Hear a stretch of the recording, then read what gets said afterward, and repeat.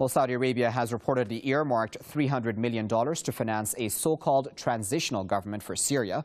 Reports say the transitional government will be on Turkish soil in the vicinity of the Syrian border. Its monthly budget is estimated to be $50 million, so the money allocated by Riyadh will last for 6 months. The transitional government of Syria is planned to be set up by the so-called National Coalition for Revolutionary and Opposition Forces. The umbrella group is the largest alliance of the Syrian opposition abroad. At a recent session of the so-called Syrian National Coalition in Istanbul, members of the opposition appointed 9 government ministers and picked Ahmed Ta'ama as the prime minister. 3 more ministerial positions are still being debated. Well, to discuss that a bit further, I'm joined with Mr. Webster Griffin Tarpley, who's an author and historian, and he's now joining us on the line from Washington. Sir, as always, thanks for joining us. Now, how do you see this Saudi move? Certainly, it seems to be supporting this SNC with a lot of money behind it. Well, we're seeing a very interesting pattern that is now developing, and it's the idea that we have the former imperialist powers, right? The Suez powers of 1956, the British and the French, the Sykes-Picot powers of World War I. These two wrecked imperialisms, the British and the French joining together with Saudi Arabia, and the United States instead gravitating, believe it or not, towards Russia, at least on some items. This idea of having a Syrian provisional government was something that the United States didn't want. Kerry, if we can believe the news accounts, Secretary Kerry tried repeatedly to stop this from happening, saying that this was a way for these rebels of Syria to try to block the convening of a Geneva conference. But they've now gone ahead and done it. Fabius of France thinks that this is a wonderful thing, and also the spokesman for the British Foreign Office thinks it's a wonderful thing.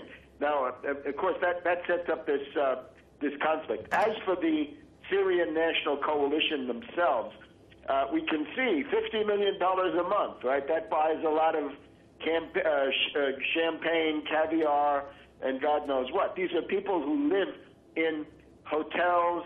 They live a luxurious lifestyle. I guess we can call them lounge lizards, parasites, adventurers, and they're going to pose now, as long as until the money runs out, as the government of Syria. But it's simply, this has no credibility. I also wonder how happy Turkey is to have this gang on their soil, because wherever these people go, crime seems to show up, right? Sarin gas, bombs, and other problems seem to multiply around them. So I don't think this is an experiment likely to be very successful. We just have under a minute left, Mr. Tarpley. So then going forward, what do you think will happen with this experiment, as you call it? Well, that depends on the battlefield. And right now, the battlefield could hardly look worse for the rebels, right? The news reports today are that the liberation of Aleppo may now be, if not at hand, at least in sight, right? We've got the Syrian army with its supporters from Hezbollah and perhaps from Iraq and elsewhere have now essentially cleared the highway that leads into Aleppo from the south, taking these strategic villages. There might be one village where the rebels are able to hold on. At the same time, the Syrian army is making big progress in 4 or 5 suburbs of Damascus, and the rebels in the north especially are so frightened that they're putting out hysterical calls that everybody has now got to unite. Of course, what they've never been able to do.